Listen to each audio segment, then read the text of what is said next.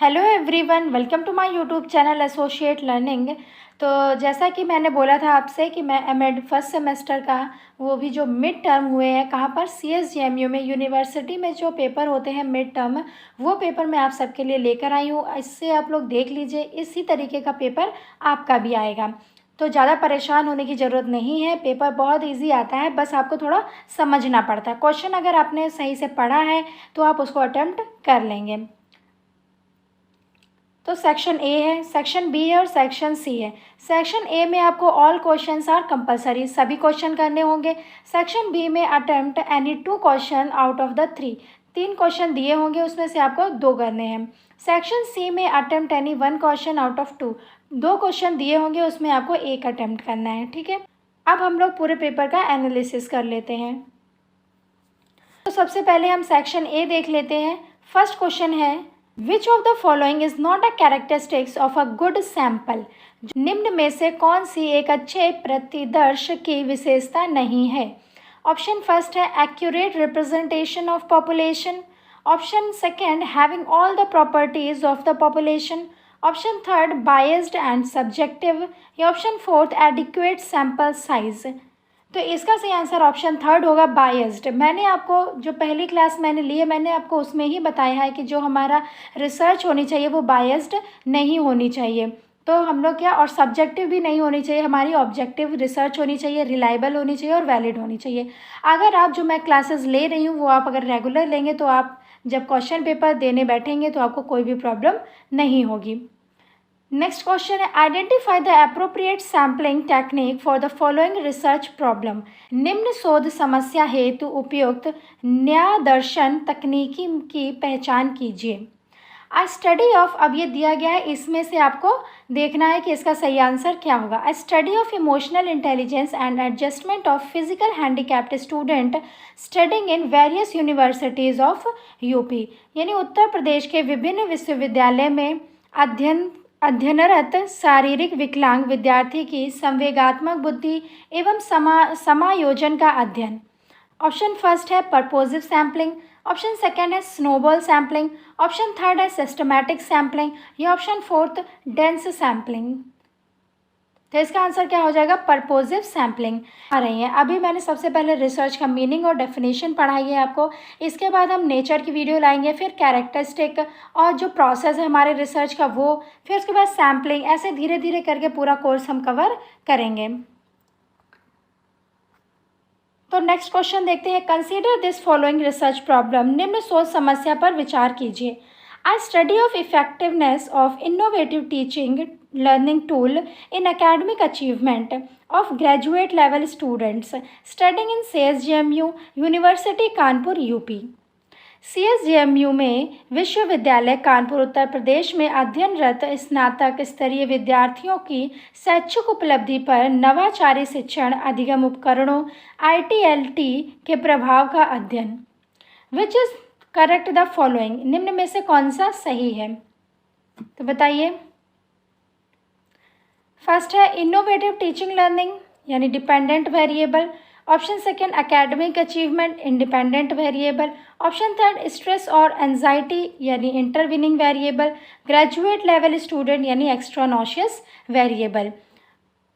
तो ये सारी चीज़ें मैं आपको पढ़ाऊंगी कि डिपेंडेंट वेरिएबल क्या होता है, इंडिपेंडेंट वेरिएबल क्या होता है, इंटरविनिंग वेरिएबल क्या होता है और एक्स्ट्रानॉशियस वेरिएबल क्या होता है। और जब मैं आपको ये पढ़ा लूँ तब आप इस क्वेश्चन का आंसर आप मुझे खुद देंगे, ठीक है।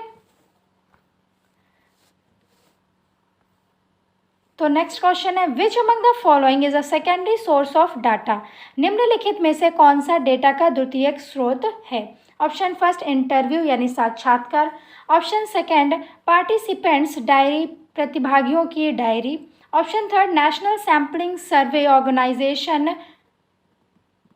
और ऑप्शन फोर्थ है ओरल नरेटिव्स। और क्वेश्चन क्या पूछा गया है इसमें कि which of the secondary source data, जो सेकेंडरी सोर्स डाटा होता है वो हमें कहाँ से मिलता है। तो इसका आंसर क्या हो जाएगा, नेशनल सैंपल सर्वे ऑर्गेनाइजेशन। इससे हम डाटा लेते हैं तो ये हमारे लिए क्या होता है, सेकेंड यानी कि सेकेंडरी लेवल डाटा। तो ये भी आपको पढ़ाऊंगी मैं कि प्राइमरी डाटा क्या होता है और सेकेंडरी डाटा क्या क्या होता है और उसके अंदर क्या क्या चीज़ें आती हैं। नेक्स्ट क्वेश्चन देखते हैं, a good review of research literature aim at. शोध साहित्य की एक अच्छी समीक्षा का उद्देश्य है। ये सारे क्वेश्चन देख लीजिए आप, ऐसे ही क्वेश्चन आएंगे, ज़्यादा टफ क्वेश्चन नहीं आएंगे। नेक्स्ट क्वेश्चन है, law of motion is an example of. Law of motion किसका एग्जाम्पल है? तो हम basic research, applied research, action research और क्या नाम एक्सपेरिमेंट रिसर्च सभी हम अभी पढ़ेंगे। उसके बाद आप ये क्वेश्चन पेपर सॉल्व करिएगा, फिर आपको सारी चीज़ें बहुत ईजी लगेंगी। नेक्स्ट क्वेश्चन है, इसमें ट्रू और फॉल्स पूछा है। Action research has less generalisation power. क्रियात्मक शोध में सामान्यीकरण की शक्ति कम होती है, ये पूछा गया। तो ये क्या है? बिल्कुल सही है। एक्शन रिसर्च में आपको बता दूं क्या होती है कि जो हमारा इमीडिएट जो हमारी प्रॉब्लम है उसको जो सॉल्व कर देती है वो हमारी एक्शन रिसर्च होती है, ठीक है। और ज़्यादातर एक्शन रिसर्च स्टूडेंट के लिए यूज़ की जाती है, यानी कि एजुकेशनल पर्पस के लिए एक्शन रिसर्च बहुत ज़्यादा यूज़ की जाती है। नेक्स्ट क्वेश्चन है, give 2 examples of applied research. Applied research के 2 एग्जाम्पल देने हैं इसमें आपको। ये जब मैं आपको पढ़ा दूंगी, एग्जाम्पल दे दूंगी, तब आप ये क्वेश्चन खुद कर लेंगे। नेक्स्ट क्वेश्चन है, सेक्शन बी आ गया है। सेक्शन बी में हमें क्या करना है? 2 अटेम्प्ट करने हैं, 3 क्वेश्चन इसमें दिए हैं। तो पहला क्वेश्चन क्या है? Consider this following research problem. निम्न शोध समस्या पर विचार कीजिए। A comparative study of research aptitude of MEd student studying in university of Lucknow and CSJMU university. Lucknow विश्वविद्यालय एवं CSJMU विश्वविद्यालय कानपुर में अध्ययनरत एमएड विद्यार्थियों की शोध अभिक्षमता का तुलनात्मक अध्ययन। हमें क्या करना है? लखनऊ यूनिवर्सिटी और जो हमारी CSJMU यूनिवर्सिटी, वहाँ के स्टूडेंट का तुलनात्मक अध्ययन करना है। Write an appropriate objective and formulate a null hypothesis for above mentioned research problem. एक होती है नल हाइपोथेसिस और एक होती है ऑल्टरनेटिव हाइपोथेसिस। ये भी हम जल्दी पढ़ेंगे, जैसा जैसे हमारा कोर्स आगे बढ़ेगा हम सभी चीज़ों को कवर करते चलेंगे।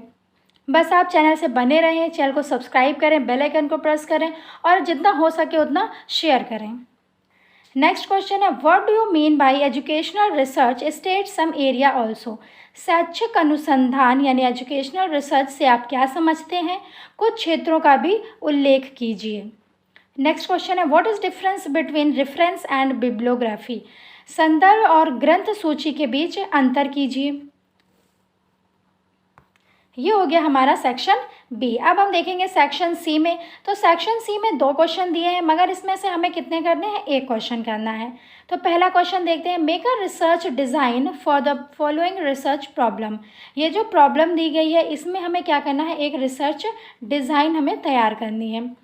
A study of impact of social media tools on concentration and attainment of secondary school student studying in various school of Kanpur city। Kanpur शहर के विभिन्न विद्यालयों में अध्ययनरत माध्यमिक स्तर के विद्यार्थियों की एकाग्रता एवं प्राप्ति पर सोशल मीडिया टूल्स के प्रभाव का अध्ययन कीजिए। तो हमें क्या करना है? जो स्टूडेंट पढ़ रहे हैं विद्यालय में, हमें उनका अध्ययन करना है और किसका करना है? सोशल मीडिया टूल्स पर उनका क्या प्रभाव पड़ रहा है, यानी सोशल मीडिया बच्चों पर कैसे इफेक्ट कर रही है, हमको इस पर क्या करना है? रिसर्च डिज़ाइन बनानी है, ठीक है। नेक्स्ट क्वेश्चन है, explain the concept of research, जो कि मैं आपको पढ़ा चुकी हूँ कि रिसर्च क्या है। What is the difference between fundamental research and applied research. और फंडामेंटल रिसर्च में और अप्लाइड रिसर्च में क्या डिफरेंस है।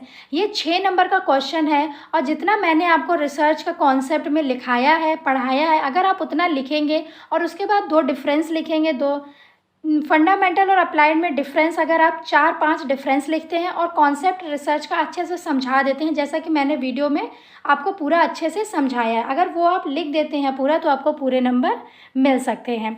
आप देख लीजिएगा जो मैंने वीडियो अभी डाली है एमएड रिसर्च की। अगर आपको पसंद आए तो चैनल को ज़रूर सब्सक्राइब करें। तो ये हमारा रिसर्च का पेपर है। अभी पहले हम रिसर्च पढ़ेंगे, आप तब तक पेपर का एनालिसिस करिए। हम पढ़ते जाएंगे तो आप चेक करते जाइएगा कि पेपर में जो चीज़ें हैं वही मैम पढ़ा रही हैं या नहीं, ठीक है। अगर आपको कोई क्वेरी है तो आप हमारे व्हाट्सएप नंबर पर भी आप हमें कॉल कर सकते हैं या फिर मैसेज कर सकते हैं। टेलीग्राम पर भी आप अपनी क्वेरी बता सकते हैं। तो आज के लिए इतना ही रखते हैं।